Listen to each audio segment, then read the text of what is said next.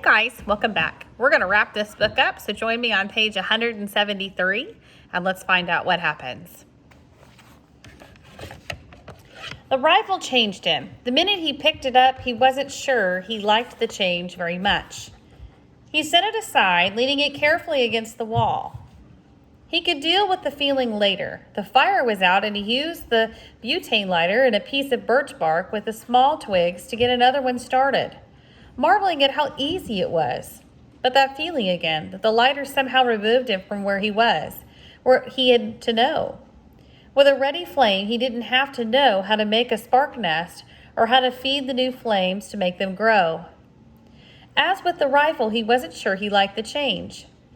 Up and down, he thought. The pack was wonderful, but it gave him up and down feelings. With the fire going and sending up black smoke and a steady roar with pitch-smelling chunk, he put on. He turned once more to the pack, rummaging through the food packets.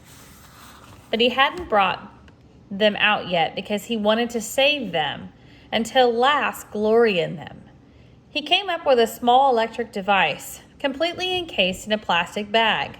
At first he thought it was a radio or a cassette player, and he had a surge of hope because he had missed music, missed sounds, missed hearing another voice. But when he opened the plastic and he took the thing out and turned it over, he could see that it wasn't a receiver at all. There was a coil or a wire held together by the side tape, and it sprung into a 3-foot-long antenna, which he took the tape off. No speakers, no lights, just a small switch at the top and on the bottom, and he finally found in small print, emergency transmitter. That was it. He turned the switch back and forth a few times, but nothing happened. He couldn't even hear static. As with the rifle, he set it aside against the wall and went back into the bag. It was probably ruined in the crash, he thought. 2 bars of soap. He had bathed regularly in the lake, but not with soap, and he thought of how wonderful it would be to wash his hair. Thick with grime and smoke and frizzled by the rain and matted with the fish and full bird grease, his hair had grown and stuck and tangled and grown until it was a clump of mess on his head. He could use the scissors from the first aid kit to cut it off and then wash it with soap. And then finally the food. It was all freeze-dried and in such quantity that he thought, with this, I could live forever. Package after package, he took out beef dinner and potatoes and cheese and noodle dinners, chicken dinners, egg and potato breakfast, fruit mixes, drink mixes, dessert mixes, more dinners and breakfasts than he could even count easily, dozens of them, all packed in a waterproof bags, all in perfect shape, where he had them all out and had laid them against the wall in stacks. He couldn't stand it, and he went through them again. If I'm careful, he thought, they'll last as long as I need them to last, if I'm careful. No, not yet. I won't be careful just yet. First, I'm going to have a feast, right here and now. I'm going to cook up a feast and eat until I drop, and then I'll be careful. He went into the food packs once more and selected what he wanted for his feast. A 4-person beef and potato dinner, and an orange drink for an appetizer, and something called peach whip for dessert. Just add water, it said on the packages, and cook for half an hour or so until everything was normal size and done. Brian went to the lake and got the water in one of the aluminum pots and came back to the fire. Just that amazed him. To be able to carry water to the fire in a pot. Such a simple act, and he hadn't been able to do it in almost 2 months. He guessed at the amounts and put the beef dinner and the peach dessert up on a boil, and then went back to the lake and brought the water to mix with the orange drink. It was sweet and tangy, almost too sweet, but so good that he didn't drink it fast. He held it in his mouth and let the taste go over his tongue, tickling on the sides and sloshing it back and forth, and then down and swallow, then another. And then he thought, that is just fine. Just fine. He got more lake water and mixed another and drank it fast, and then a third one. And then he sat near the fire, looking out across the lake, thinking of how rich the smell was from cooking the beef dinner.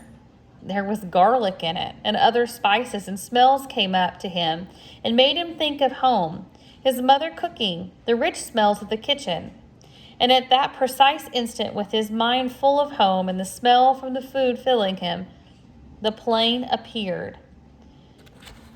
He had only a moment of warning, and there was a tiny drone, but as it was before, it didn't register. And then suddenly, roaring over the head low and back of the ridge, a bush plane with floats fairly exploded into his life.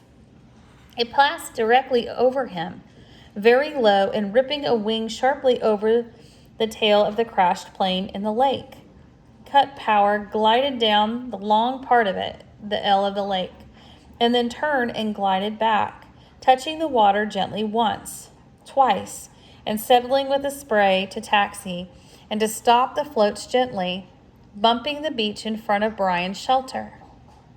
He had not moved. It had all appeared so fast that he hadn't moved. He sat with the pot of orange drink still in his hand, staring at the plane, not quite understanding it yet, not quite knowing yet that it was over. The pilot cut the engine, opened the door, and got out, and balanced and stepped forward on the float and hopped onto the sand without getting his feet wet. He was wearing sunglasses and took them off to stare at Brian. I heard your emergency transmitter, and then I saw the plane when I came over. He trailed off and cocked his head, studying Brian. Man, you're him, aren't you? You're that kid. They quit looking a month or so ago. Almost 2 months ago. You're him, aren't you? You're that kid. Brian was standing now, but still silent, still holding the drink. His tongue seemed to be stuck to the roof of his mouth, and his throat didn't work right. He looked at the pilot and the plane and looked down at himself, dirty and ragged and burned and lean and tough, and he coughed to clear his throat. My name is Brian Robertson, he said, and then he saw that his stew was done and the peach whip almost done.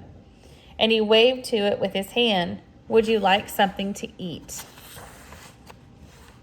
The pilot landed so suddenly in the lake was a fur buyer mapping Cree trapping camps for future buying runs, drawn by Brian, when he unwittingly turned on the emergency transmitter and left it going. The Cree move on to the camps for fall and winter to trap, and the buyers fly from camp to camp on a regular route. When the pilot rescued Brian, he had been alone on the L-shaped lake for 54 days. During that time, he had lost 17% of his body weight. He later gained back 6%, but had virtually no body fat. His body had consumed all the extra weight, and he would remain lean and wiry for several years. Many of the changes would prove to be permanent. Brian had gained immensely in his ability to observe what was happening and react to it, and that would last him all his life. He had become more thoughtful as well, and from that time on he would think slowly about something before speaking. Food, all food, even food that he did not like, never lost its wonder for him. For years after his rescue, he would find himself stopping in grocery stores and just stare at the aisles of food, marveling at the quantity and the variety. There were many questions in his mind about what he had seen and known, and he worked at research when he got back, identifying the game and berries. The gut cherries were termed choke cherries and made good jelly. The nut bushes where the full birds hid were hazelnut bushes. There were two kinds of rabbits, were snowshoes and cottontails. The full birds were ruffled grouse, also called full hens by trappers for their stupidity. The small food fish were bluegills, sunfish, and perch, and the turtle eggs were laid by a snapping turtle, as he had thought, and the wolves were timber wolves, which are not known to attack or bother people. The moose was a moose. It was also the dreams that he had many dreams about the lake after he was rescued.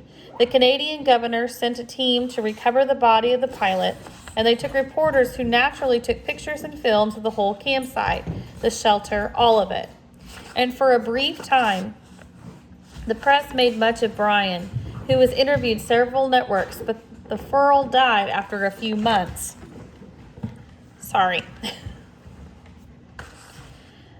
After a few months, a writer showed up who wanted to do a book on the complete adventure, as he called it.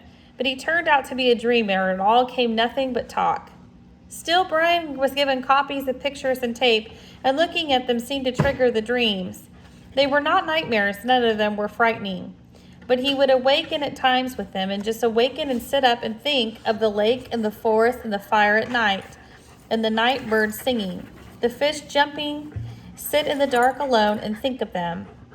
It was not bad, and he would never be bad for him.